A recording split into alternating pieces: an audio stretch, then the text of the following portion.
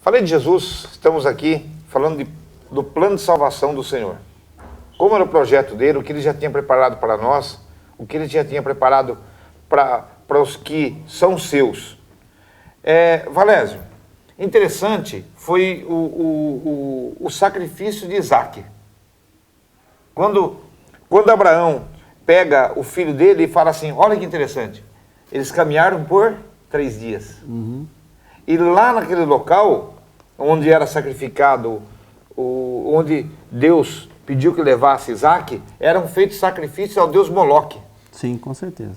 Então os deuses do paganismo faziam sacrifício naquele lugar. Aí Deus, por que Abraão, pai da fé, né? Que ele chama Abraão e fala, Abraão, vai naquele lugar onde sacrificam aos deuses do paganismo, a Moloque, a outros deuses, e sacrifica o seu primogênito lá. Sacrifica o teu filho lá. E que não são deuses, né? E que não são deuses. Que não são deuses. Então, vai lá e sacrifica lá o teu filho já. Entendeu? Interessante que tudo tipifica a graça. É uma sombra da graça de Deus já. Vamos observar. Quantos dias ele ficou para subir o monte? 3, né? 3 dias. Aí ele foi fazer o sacrifício de sangue. Ele pegou a adaga para perfurar o filho. Certo? Aí Deus fala, não faça isso. O cordeiro está no monte. Já está ali separado, amarrado nos galhos. Que era um cordeiro pronto, santo, divino, limpinho, para que ele sacrificasse. Né? E interessante é que o filho fica perguntando assim, pai, cadê? Se nós estamos subindo a lenha, tá aí, e a gente está subindo o monte, né? Cadê o cordeiro para o sacrifício? E o que Abraão responde? Deixa eu ler o texto inteiro aqui, irmãos, que é interessante. No capítulo 22 de Gênesis, no versículo 7, né? Então diz, quando Isaac disse a Abraão, seu pai, meu pai, respondeu Abraão, eis-me aqui, meu filho. E perguntou-lhe Isaac, eis o fogo e a lenha, mas onde está o cordeiro para o holocausto? Irmãos, é muito profundo isso aqui, Maurício, porque aqui eu vejo assim, Deus já estava mostrando para o homem o que ele ia fazer com o seu próprio filho. Né? Porque ele responde aqui, respondeu Abraão, Deus proverá para si, o quê, meu filho? O cordeiro.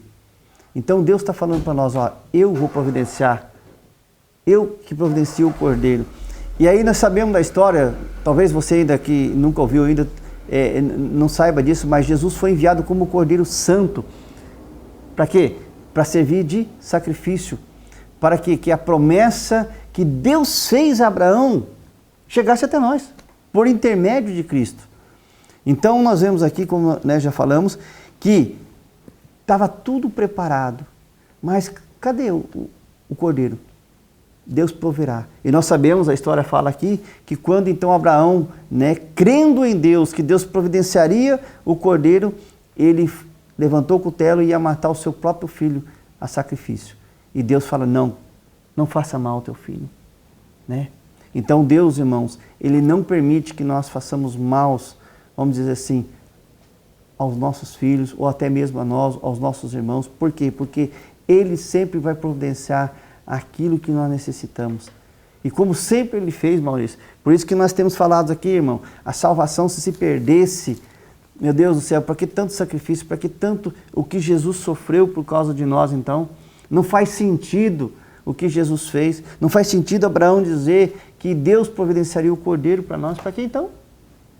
Não faz. E interessante que nessa passagem, fica muito claro aí o sacrifício humano, né?